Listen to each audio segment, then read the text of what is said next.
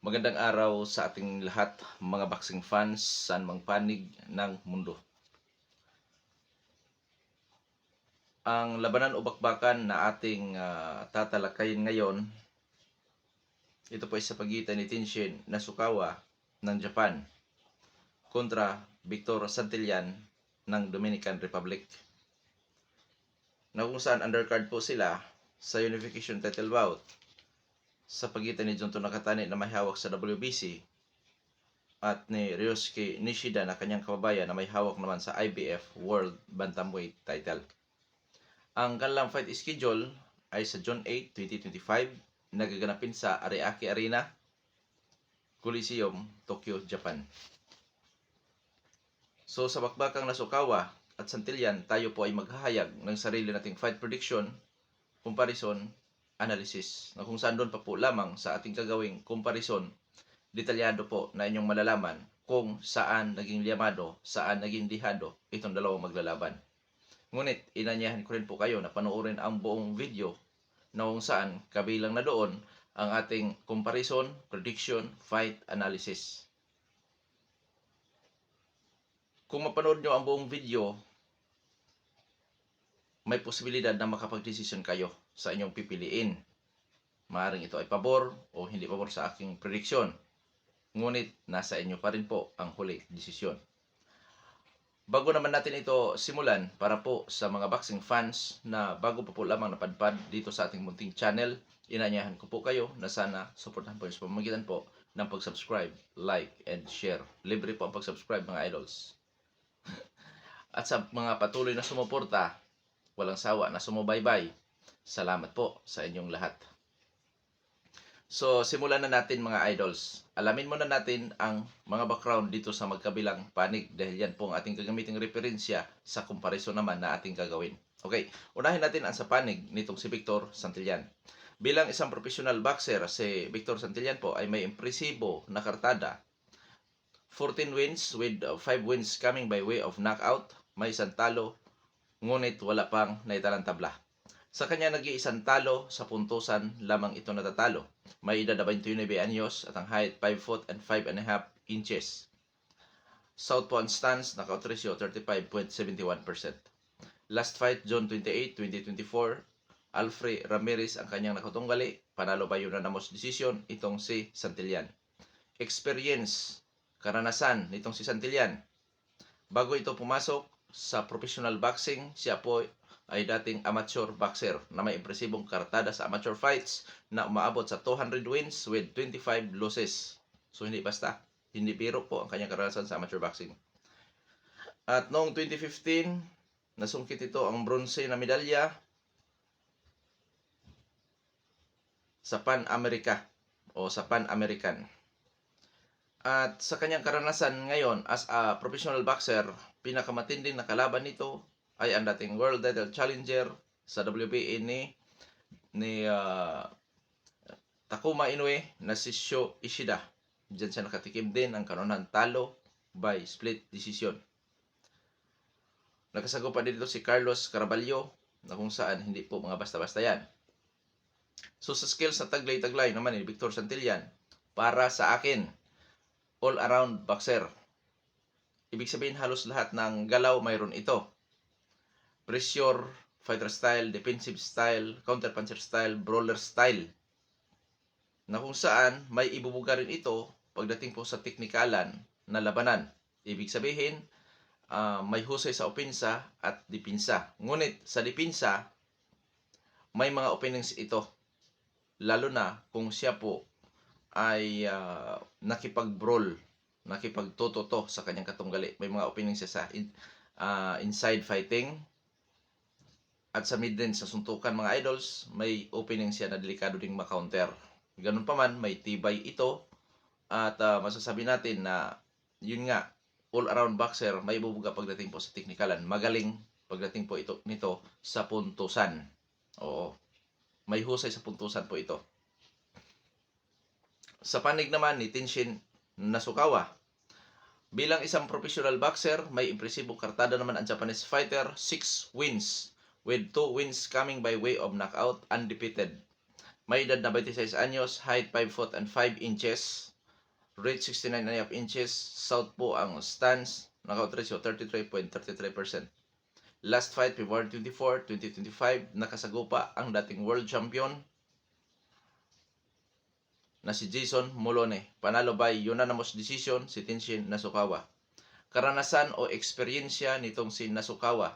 Mga idols, bago ito pumasok sa professional boxing, siya po ay dating professional kickboxer na may impresibong kartada sa kickboxing.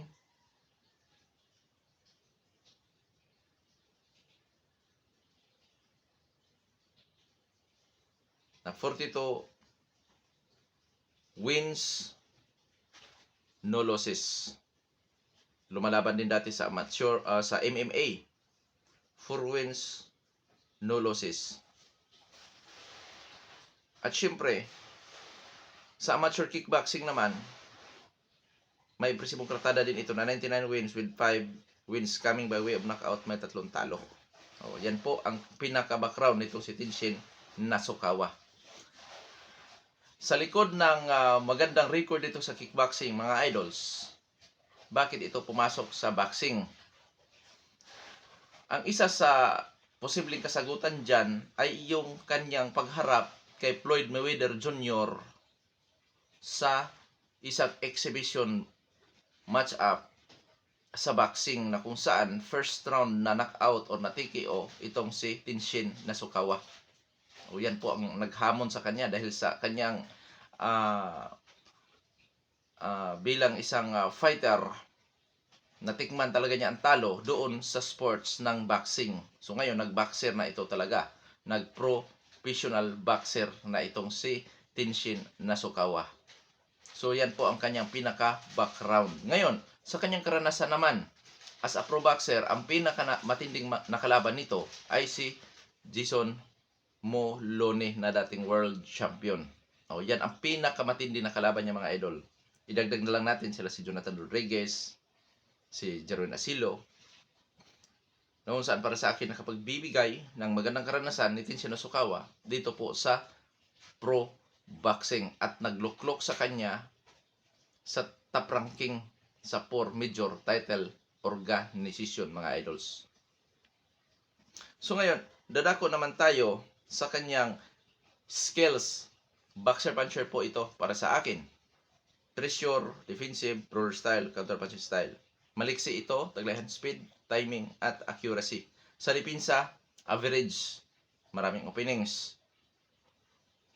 Pagdating po sa durability, marunong itong ma-knockout dahil nga sa kanyang exhibition match-up kontra kay the great Floyd Mayweather Jr. Doon siya nakatikim po talaga ng knockout or technical knockout sa loob lamang ng first round. So marunong siya ma-knockout, mga idol, marunong bumagsak. Pero hindi po biro ang kanya nakatunggali kasi nga Floyd Mayweather po yan. At tandaan natin na lumalaban ngayon si Tenshin Nasukawa sa bantam weight division. So malayo ang agwat sa timbang nila Floyd. Kasi si Floyd, mga idol, super welter yon. At lumalaban sa middleweight division yata si Floyd Mayweather Jr. Yan po ang malaki ang agwat, kumbaga, lalo na sa experience sa boxing. Si Floyd Mayweather po yan . So itong bata na ito na naantig doon, na hamon ito, na kung saan doon siya na unang nakatikim ng pagkatalo sa kanyang professional fighter, kasi nga dating kickboxer siya. Tinalo siya doon sa boxing. So ngayon nadako naman tayo sa ating comparison. Sa dako na pagdadawsan, which is sa bansang Japan, advantage po yan kay Nasukawa. Yung home court advantage sa decision, hometown decision, favoritism, politika, advantage po kay Nasukawa yan kasi nga doon sa kanyang baluarte gaganapin ang laban. Ngayon dadako naman tayo sa ranking ng BoxRec. Sa bantamweight division, rank 13 si Tenshin Nasukawa out of 1,166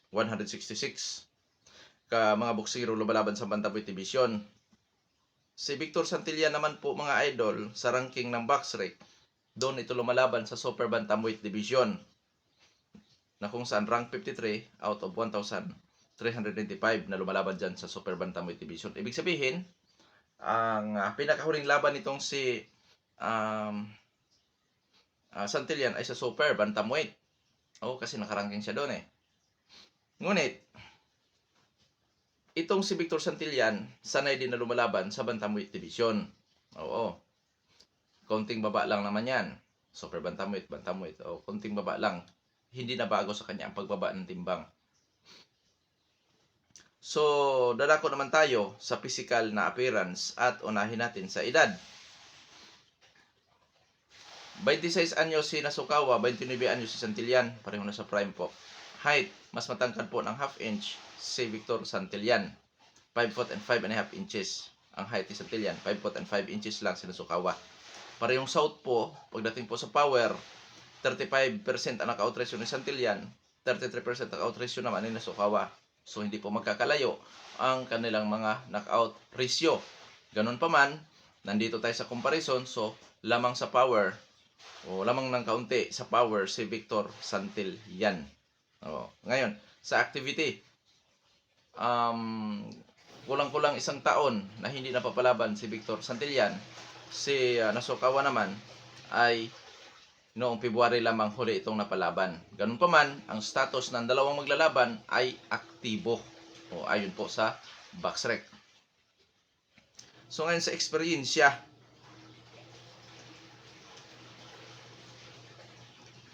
dito sa pro fights, may kalamangan si Nasukawa. Talunin ba naman niya dating world champion na si Jason Moloney. Samantala itong si Victor Santillan tinalo sa dating world title challenger naman na si Sho Ishida by split decision. So, pangkalahatan mga idol, bagamat itong si Tenshin Nasukawa ay may background sa kickboxing, which is iba naman ang roles nun, pero sanay din or parehas naman niyang combat sports ang boxing at kickboxing. So masasabi natin na sa karanasan po may kaunting kalamangan si Victor Santillan. Bakit? Dahil po sa kanyang background sa amateur boxing. Konti lang, 55-45, ganun lang po ang diferensya dyan. Dahil nga sa uri naman ng kinalaban ni Tenshin Nasukawa sa pro fights. Skills, may kalamangan ulit si Victor Santillan dahil po all-around boxer siya kontra boxer puncher. Konti lang din po ang diferensya, 55-45 lang din po. Noon saan lamang si Victor Santillan. Sa kanila namang performance sa nakikita natin, lamang sa liksi, hand speed si Tenshin Nasukawa dito kay Santillan. Ngunit, mas maraming galaw si Santillan ikumpara naman kay Tenshin Nasukawa dahil all-around boxer nga. Epektibo sa long range sa suntukan, epektibo sa close range sa suntukan si Victor Santillan. Si Nasukawa naman epektibo sa inside fighting, siyempre sa long range sa suntukan epektibo din, kaso nga lang maraming opening sa depensa si Tenshin Nasukawa. Yun ang problema doon kay Nasukawa dito kay Santillan, na kung saan posibleng gamit ang karanasan ni Santillan as dating amateur boxer, delikado si Nasukawa dyan sa puntusan. Yan po ang dyan, dahil magaling sa puntusan ang mga boksingero na dating lumalaban sa amateur fights dahil doon sila nahasa. So ngayon, sinong llamado kayo dong sports?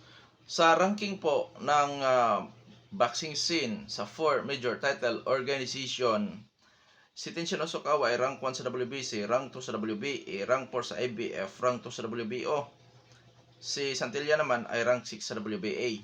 So ang masasabi ko dyan mga idol, sa rankings, lamang po talaga si Tenshin Nasukawa.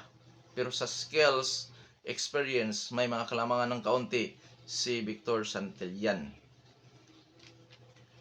So dito mga idol, yung rankings kasi hindi rin natin pwedeng maliitin ho yan. Kasi tumutukoy po yan sa katayuan ng isang boksingero. Pero sa aktual, may mga kalamangan si Santillan, sabi ko nga, sa experience at saka sa skills. So dito masasabi kong 50-50 lamang ito. Oo, dahil sa katayuan nga nitong si Tenshin Nasukawa. So 50-50. Ibig sabihin, pag 50-50, hindi ka taka-taka, hindi ka gulat-gulat na manalo si Santillan.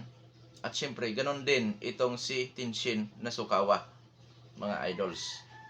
So, dadako na tayo sa ating prediction sa laban. Prediction ko po dyan, Tenshin Nasukawa by unanimous decision or split decision. Gamit ang kanyang hand speed, posibleng yon ang magpapahirap at tatalo pagdating sa puntusan dito kay Victor Santillan. At kung sa knockout naman, siyempre, bagamat hindi knockout o hindi kilalang knockout artist si Tenshin Nasukawa, given ang may knockout dito kasi nga combat sports ito, siguro makuha siguro ni Tenshin Nasukawa ang pag knockout kay Victor Santillan, mga 8 rounds o 1-8 ganon. Pero mas kampante ako na posibleng matalo itong si Santillan sa puntusan, mga idols. O gamit dahil nga may husay pagdating sa depensa ito, lalo na kung gagamitan si Tenshin Nasukawa ng technical. Oo. Kasi nga all-around boxer ito. Pero kung makipagsabayan itong si Victor Santillan, dahil nga all-around boxer ito at di rin may iwasan, malimit din natin nakikita kay Victor Santillan yan na nakipagsabayan. So doon posibleng magkaroon ng kalamangan si Tenshin Nasukawa sa hand speed na kung saan di malayo na makapagpatama talaga yan ng mas unang makapagpatama kasi nga mas maliksi, mas mabilis. Pero hindi itong madaling laban para kay Tenshin Nasukawa. Kaya nga masasabi ko, mas kampante ako na mauwi lang ito sa puntusan. Dahil hindi po birong kalaban, hindi basta-basta ang kalaban, ang katulad nitong si Victor Santillan na all-around boxer at dating amateur boxer. Na kung saan hasa ito pagdating po sa puntusan. So sa panig ni Victor Santillan, posible din niyang talunin itong si Tenshin Nasukawa sa pamamagitan din po ng unanimous decision or split decision. Lamang kailangan niyang magtrabaho ng husto kasi nga siya po ay dayo. Oo. Pero ang Japan naman ay hindi ganong kilala yan sa, alam niyo na, sa mga hindi katulad yan sa Thailand, hindi katulad sa Africa, na talagang ano talaga, yung bang talamak, kumbaga, ang politika. Hindi naman ganyan gaano ang Japan. So, may chance na manalo. Kasi nga, masasabi kong ganon kasi tulad ng huling laban ni Martinez at ni Kazuto Oyuka, dalawang beses tinalo si Kazuto Oyuka sa kanyang baluarte sa pamamagitan po ng puntusan at inot ko rin na napabagsak ni Kazuto Oyuka si Martinez, di ba? Pero talo pa rin si Kazuto Oyuka sa puntusan. So hindi gaanong ano yan, pero yun nga, as dayo ka, kailangan mo talaga magtrabaho ng gusto. Huwag ka magkumpiyansa pagdating po sa puntusan. Kuya Dong Sports, may chance ba ang manalo si Victor Santillan by technical knockout? Oo naman. Bagamat hindi rin ito kilalang knockout artist, pero this is boxing, anything can happen. Combat sports ito. So, makuha rin siguro nitong si Victor Santillan ang pag-knockout nito kay Nasukawa, which is dapat nga, ganun talaga ang kanyang gagawin, i-knockout ito kasi dayo siya. Late rounds din po, posible makuha yan ni Victor Santillan. Kung 1-10 ito, so 1-10 din, posible makuha niya ang pag-knockout kay Tenshin Nasukawa. Oo, pero mas kampante ako na posibleng manalo lamang din itong si Victor Santillan by decision. Oo. Mas kampante ako sa ganun kasi nga hindi naman kilala knockout artist din itong si Victor Santillan. Pero ganun pa man, hindi ito madaling laban sa magkabilang panig. Oo, talagang hindi ito madaling laban. Dahil may ibubuga din po talaga or isang talentado boksingero din po talaga si Victor Santillan. O lalo na sa kanyang background po, mga idol, na hindi basta-basta. Oo. Pero ganun pa man, kaabang-abang, magandang laban ito. At syempre, dapat din natin itong panuurin kasi nga di malayo na mga Pinoy din ang posibleng makasunod na laban nitong si Nasukawa, nitong si Victor Santillan kasi nga marami na mga Pilipino na lumalaban dito po sa lower weight division. Lalo na sa bantamweight division, marami po tayong mga Pinoy dyan na lumalaban dyan. So, kabang-abang din ito na dapat din nating aralin kung ano ba ang posibleng kahihinatnan ng bakbakan. Ayan. Hanggang dito na lamang. Ito po ang Dong Sports PH. God bless po sa ating lahat.